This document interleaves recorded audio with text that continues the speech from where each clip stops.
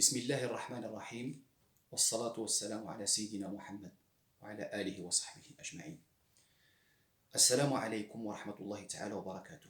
Mes chers élèves, on va continuer la correction de la série d'exercices sur les vecteurs. On est arrivé à l'exercice 5. Alors, l'exercice 5, on vous donne la somme de vecteur EF plus le vecteur FG plus le vecteur GH égale le vecteur EG plus le vecteur FH moins le vecteur HG. Et on vous demande de montrer que les points F et H sont confondus.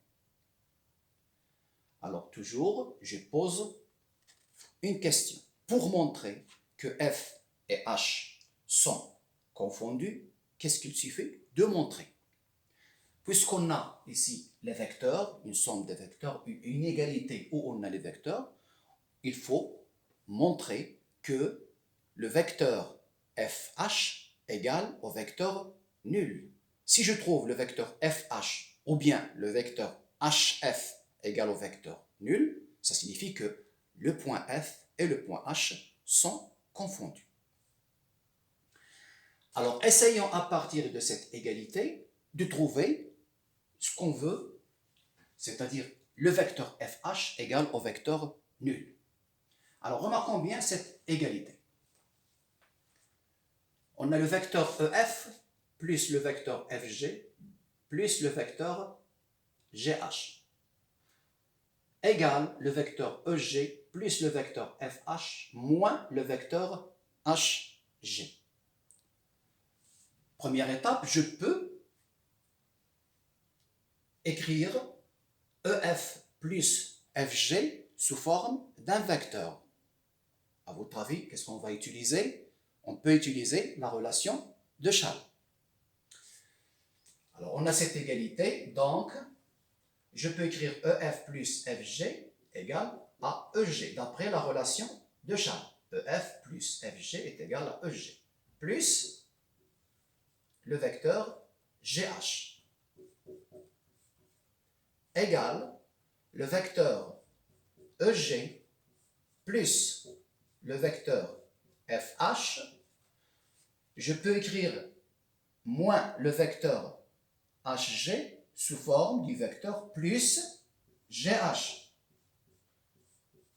Puisque le vecteur HG et le vecteur GH sont deux vecteurs opposés. J'ai remplacé moins le vecteur HG par plus le vecteur GH.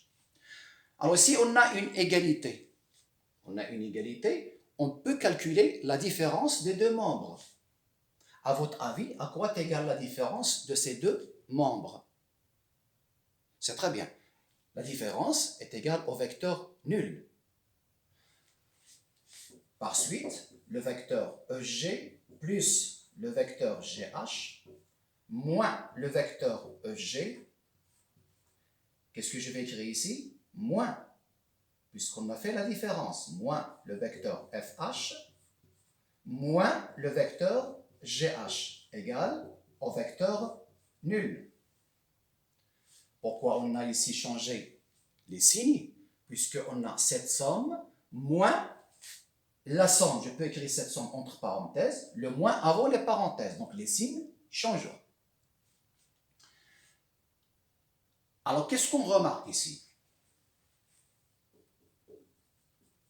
Vous voyez, je remarque que le vecteur EG moins le vecteur EG égale au vecteur nul.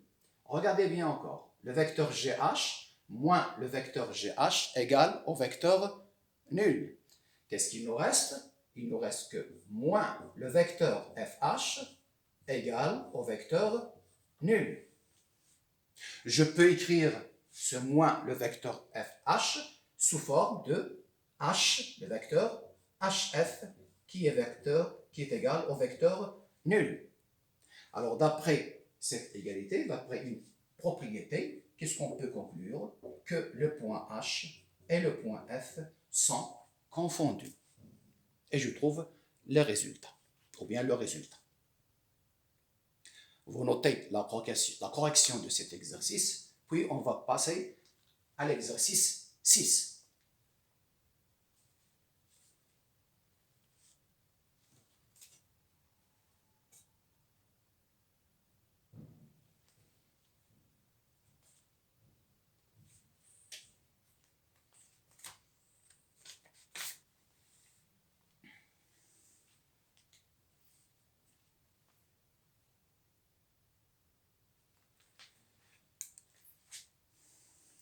Avant de corriger l'exercice 6, un petit rappel du cours. On a vu, si on a un quadrilatère ABCD qui est un parallélogramme, je peux trouver que le vecteur AC est égal à la somme des deux vecteurs AB plus AD. Le vecteur AC égale au vecteur AB plus le vecteur AD.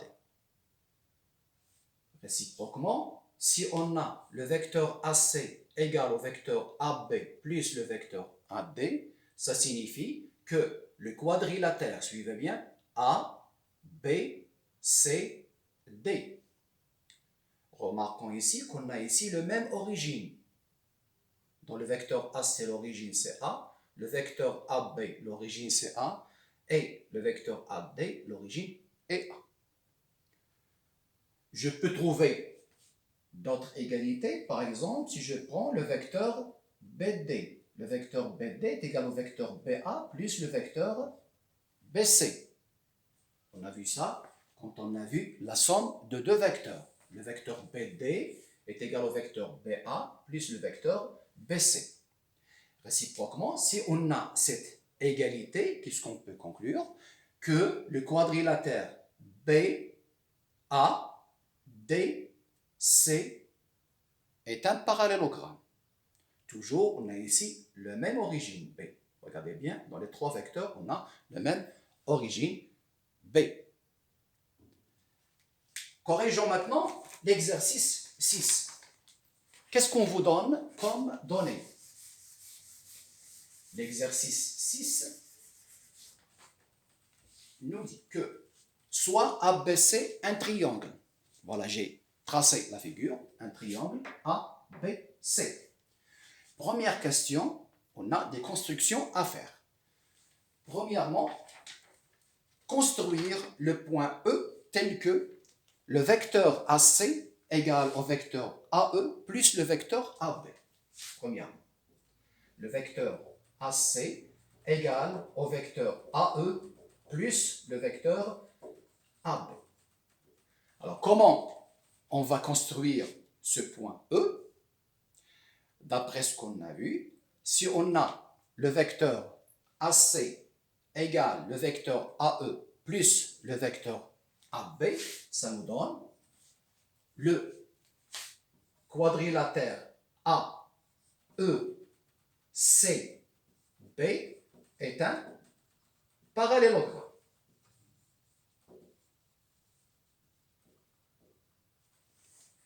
Pour faciliter la construction, essayons toujours d'écrire cette phrase. Le vecteur AC égale au vecteur AE plus le vecteur AB, ça nous donne que AECB est un parallélogramme et je sais bien comment on va tracer le parallélogramme AECB.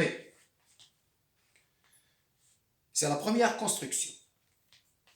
Puis on vous donne, ou bien on vous demande de construire deux points M et N, les symétriques respectifs de A et C par rapport à B. Que signifie M et le symétrique de A par rapport à B? Ça signifie que B est le milieu du segment AM. Et puis je sais bien comment construire ces points M et N. La deuxième question, c'est une démonstration. On vous demande de montrant que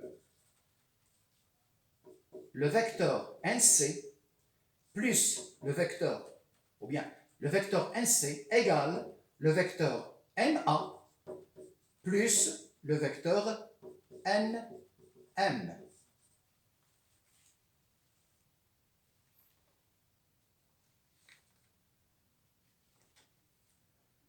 Alors, à votre avis, comment on va montrer cette égalité? Toujours, je me pose une question. Comment je trouve le vecteur NC égale le vecteur NA plus le vecteur NN? Je reviens aux définitions, aux propriétés, aux techniques. Comment on va trouver cette égalité? Alors, pour trouver cette égalité, il faut trouver que le quadrilatère NACM est un parallélogramme. Je répète encore une fois, pour montrer que le vecteur NC égale le vecteur NA plus le vecteur NM, je remarque qu'on a ici le même origine N et ici N et ici N, donc il suffit de montrer que le quadrilatère NACM est un parallélogramme. Je me pose une autre question. Pour montrer que ce quadrilatère NACM est un parallélogramme, qu'est-ce que je peux montrer? Revenons aux données. Qu'est-ce qu'on a comme données? On a ici le point B qui est le milieu du segment AM et B est le milieu du segment NC. À votre avis, quelle propriété qu'on peut utiliser pour montrer que NACM est un parallélogramme? Revenons aux données. Qu'est-ce qu'on a comme données? On a comme données B est le milieu du segment AM et B est le milieu du segment NC. Quelle est la propriété qu'on peut utiliser ici? Si on a dans un quadrilatère un point qui est le milieu des diagonales de ces diagonales, alors ce quadrilatère est un parallélogramme. Par conséquent, puisque B est le milieu de AM et B est le milieu de NC, donc ce quadrilatère est un parallélogramme. C'est simple, on a utilisé la propriété des diagonales. Alors, qu'est-ce qu'on peut utiliser? Puisque B est le milieu de AM et CN, alors NACN est un parallélogramme.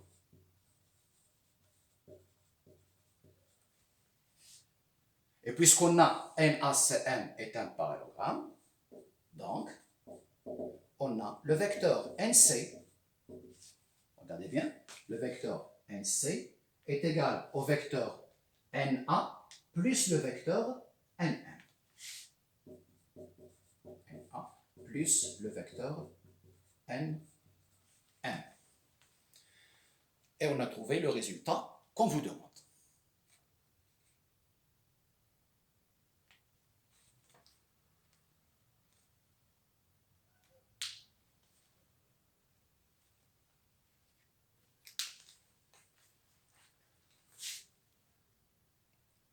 Avant de corriger l'exercice 7, on va rappeler ce que signifie l'image d'un point par une translation.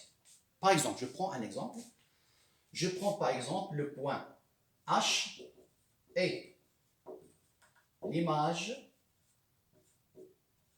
du point A par la translation de vecteurs, par exemple, KL. Que signifie cette phrase? Ça signifie que le vecteur AH égale au vecteur KL. Le vecteur AH égale au vecteur KL. Ou bien, je peux dire d'une autre façon, H est l'image du point A par la translation qui transforme K en L. C'est-à-dire, le vecteur AH égale au vecteur KL. Passons maintenant à la correction de l'exercice 7.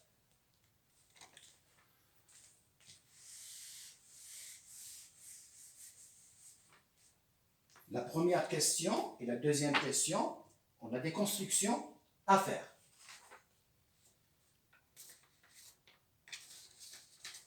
On vous donne comme donnée un parallélogramme ABCD.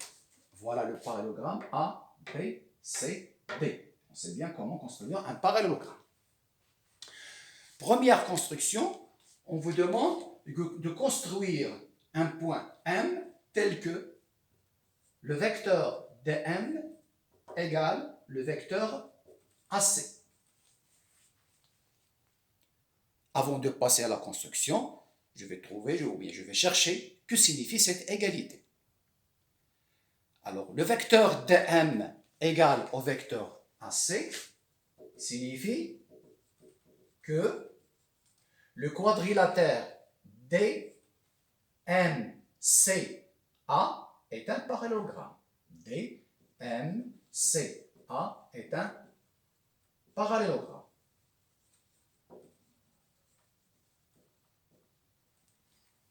Et je construis le parallélogramme DMCA. On a déjà construit le parallélogramme ABCD et puis on construit le point M. Deuxième construction. On vous demande de construire les points M et N, ou bien construire le point N, image de A par la translation de vecteur CB. Deuxième question. N est l'image de A par la translation de vecteur CB. Le vecteur CB. Avant de construire le point N, je cherche ce que signifie cette phrase. N est l'image de A par la translation de vecteur CB. Ça signifie que le vecteur AN égale au vecteur CB. Le vecteur AN égale au vecteur CB. Et comment on va construire le point N? Que signifie cette égalité? Ça signifie que le quadrilatère ANBC est un parallélogramme. ANBC est un parallélogramme et je trace le parallélogramme. Alors c'est ça la construction. La dernière question, on vous demande de montrons que le point B est l'image de N par la translation qui transforme le point D en M.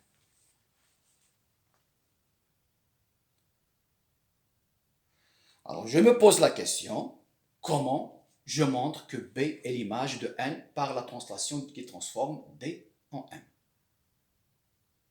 D'après la définition, que signifie cette phrase?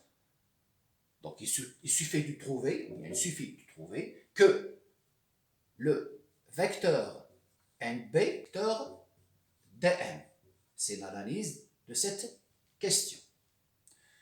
B est l'image de N par la translation qui transforme D en M. Ça signifie que le vecteur NB égale au vecteur dm.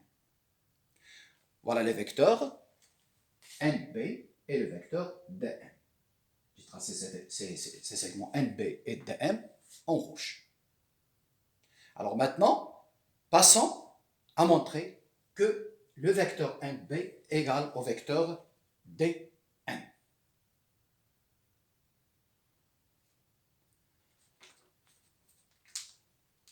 Je vais effacer le tableau pour avoir assez de surface.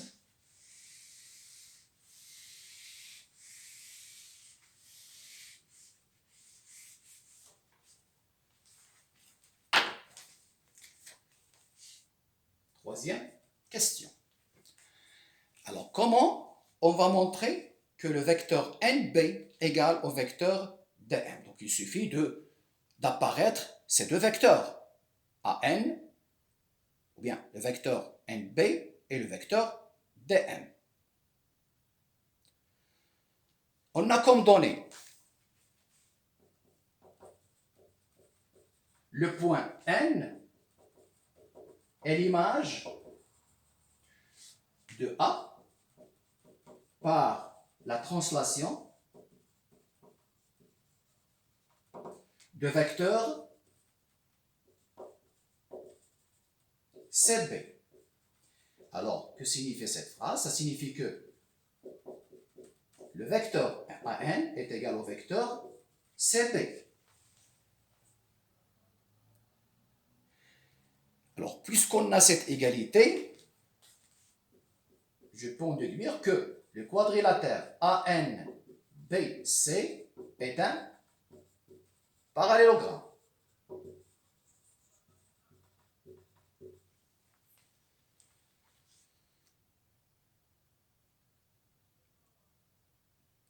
Puisque ANBC est un parallélogramme, regardez bien ici, ANBC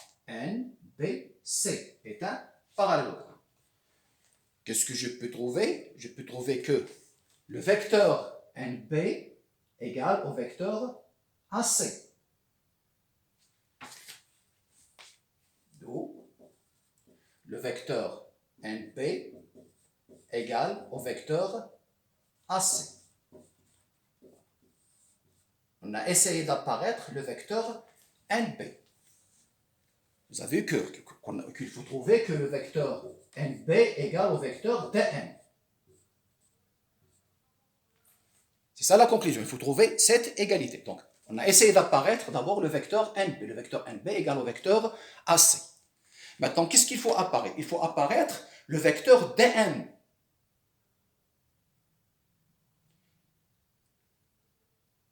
Qu'est-ce qu'on sait comme donnée? On sait que le vecteur, on a des données, on sait que le vecteur dn égale au vecteur AC. Ce sont des données. Donc, puisqu'on a le vecteur NB égale au vecteur AC, et on a le vecteur dn égale au vecteur NC. Donc, le vecteur NB égale au vecteur dn. On répète, le vecteur NB égale au vecteur AC puisque ANBC est un parallélogramme. Et on sait que, pardonnez, que D, le vecteur dn égale au vecteur AC, donc le vecteur NB est égal au vecteur dn. Par conséquent, que signifie cette égalité? Ça signifie que le point B est l'image de N par la translation qui transforme D, le point D, en M. Ou bien je peux dire d'une autre façon, B est l'image de N par la translation de vecteur de N. Et on a trouvé le résultat qu'on vous demande.